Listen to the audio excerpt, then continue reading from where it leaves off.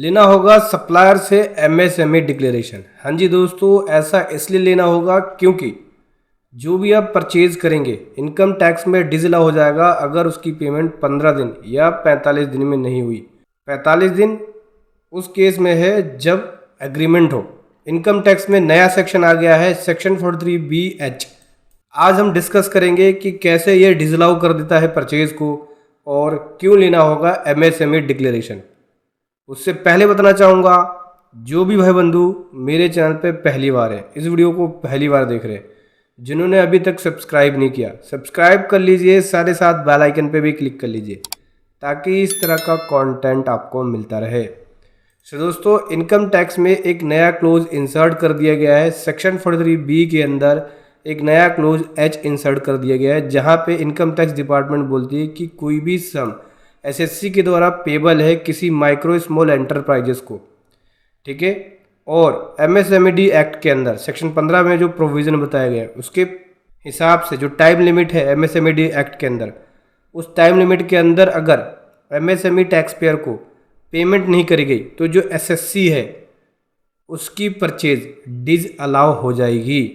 मतलब कि ये जो प्रोविज़न है ये सभी पर्सन के लिए है जो बिजनेस एंड प्रोफेशन में है, ठीक है।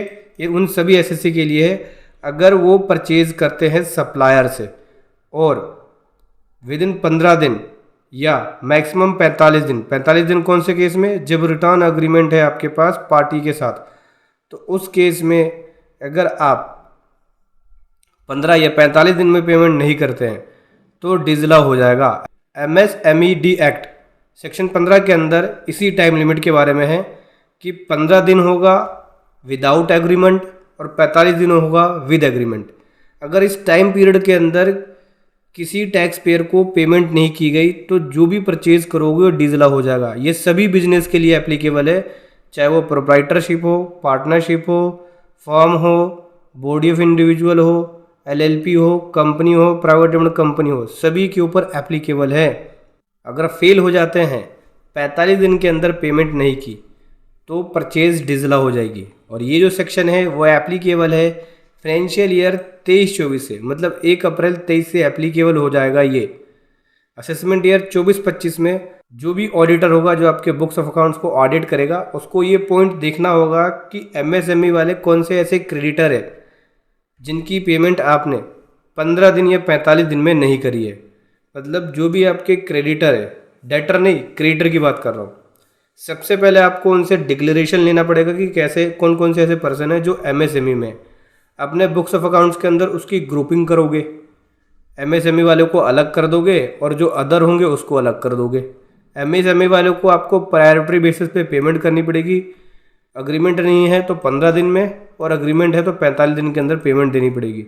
और अदर वालों को आप डिले कर सकते हो, लेकिन इसमें भी 180 दिन की टाइम लिमिट होती है जीएसटी के अंदर कि 180 दिन के अंदर पेमेंट देनी होती है, नहीं तो जो भी जीएसटी आप लेते हो उसको रिवर्स करना पड़ता है। जीएसटी में 180 दिन की टाइम लिमिट है, इनकम टैक्स में 45 दिन की कर दी है विद एग्रीमेंट, विदाउट एग्रीमेंट 15 दिन।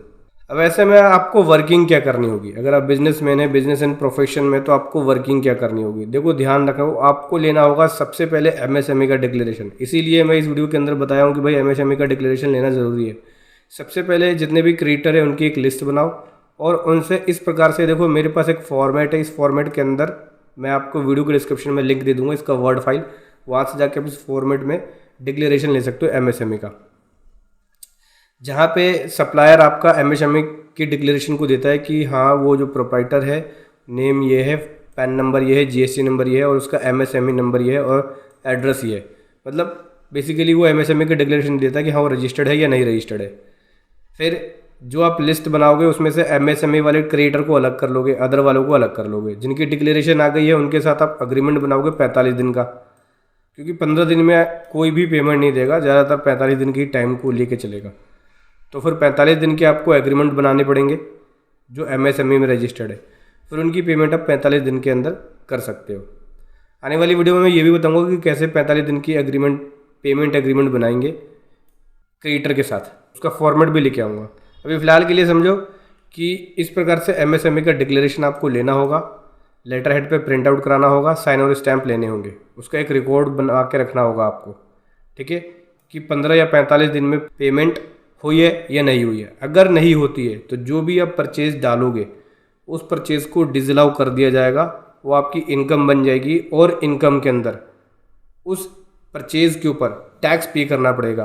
क्योंकि डिसअलाउ होते के साथ क्या होता है, इनकम ऐड बैक हो जाती है। जो भी परचेज होता है, जो एक्सपेंस है वो इनकम बन जाती है।